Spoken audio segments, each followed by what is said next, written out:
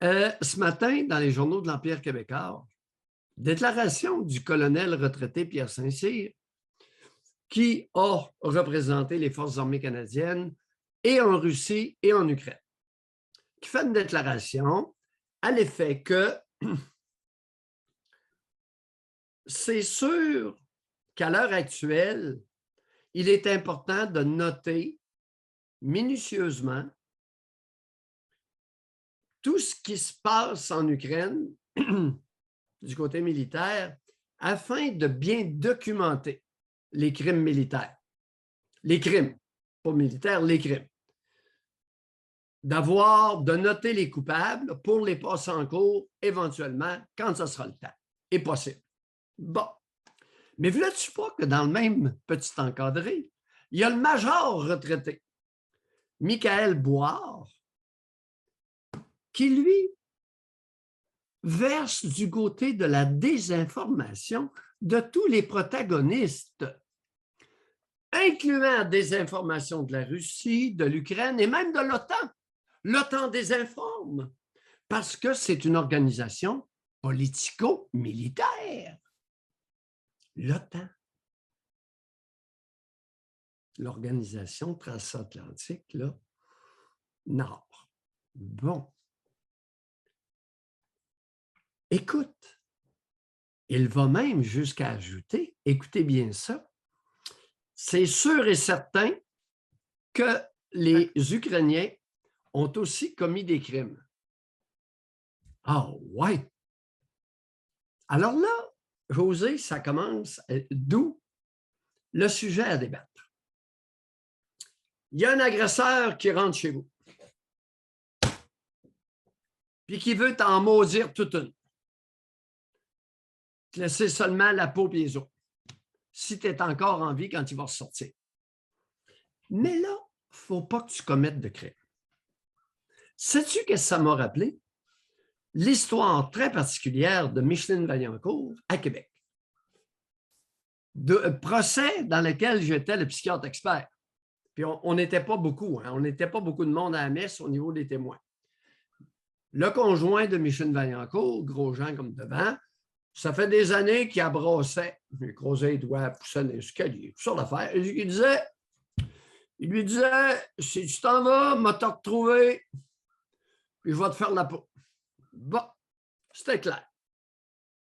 Alors, Micheline Vaillancourt, à un moment donné, n'en pouvant plus, en pantoufle Fentex, sort le 12 de son conjoint du garde-robe, une balle dedans, paf, elle lui tire dans le ventre. Écoute, procès, 10 femmes, 2 hommes. Qu'il dormait. Alors qu'il dormait, faisait sa sieste l'après-midi. Le dimanche après-midi, si ma mémoire est bonne. Une journée où il ne travaillait pas. Là-dessus pas qu'a lieu le procès avec feu Laurence Corriveau. Et au procès, évidemment, Micheline Vaillancourt, condamnée à vie. Prison à vie, parce qu'elle l'a tué. Tu comprends bien qu'elle n'avait pas d'affaire à faire ça. Il l'avait juste menacé très sérieusement de la tuer, puis il la maltraitait. Il la brutalisait. Ça a été documenté au procès. Est arrivé l'appel devant la Cour d'appel du Québec. Les 3 juges écoutent un peu les représentations, se retirent, reviennent et disent « Madame Vaillancourt, vous êtes acquittée, vous sortez par la porte d'en avant. » Elle était rentrée par les cellules et sortie par la porte d'en avant. Ce n'est pas arrivé souvent dans l'histoire du Québec. Alors là, je m'en vais où avec mes skis, les amis?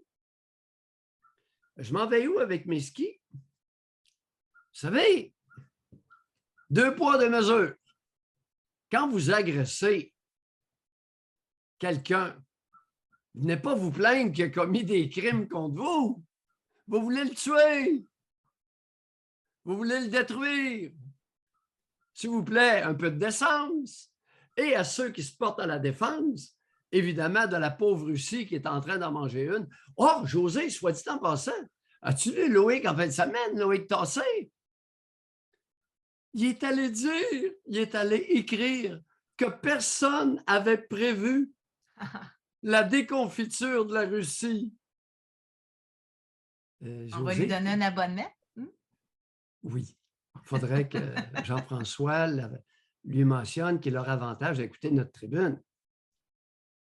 Parce qu'avec une approche que j'ai recommandée dès l'envahissement de l'Ukraine, les Russes seraient sortis de là, ça ferait longtemps. Maintenant, je comprends l'Ukraine d'agir stratégiquement. Je comprends. Parce qu'ils ont le Donbass en bas, là, avec un paquet de Russes qui sont là. Des Russes qui sont là, en Ukraine, depuis quand? Depuis l'Union soviétique. Envoyés par qui? Par Moscou. Pour faire quoi? Pourquoi Moscou envoyait des Russes en Ukraine, au Kirghizistan, au Tadjikistan, en Mongolie, partout? Pourquoi y a-t-il environ 15-20 % de Russes dans tous les pays de l'ex-Union soviétique? Est-ce que quelqu'un s'est posé la question? Les amis, quand vous aurez trouvé la réponse, vous me le dites. Alors, c'était... Et je pense qu'on va avoir un beau sujet de débat, d'autant plus que la juge Louise Arbour, dont je vous reparlerai probablement demain, qui a 2 ans de plus que moi, a été interviewée par Yves Boisvert. Et tout à fait par hasard, la juge recommande exactement la même chose que le colonel retraité Pierre Saint-Cyr, à l'effet qu'on note très minutieusement toutes les histoires de crimes qui ont pu être commis sur le territoire ukrainien afin de poursuivre les individus par la suite. Mais j'aimerais ça avoir le point de vue de la juge Louise Arbour. Est-ce que, lorsqu'on fera des procès, il y aura effectivement 2 poids, 2 mesures, selon qu'on est l'agresseur ou l'agressé?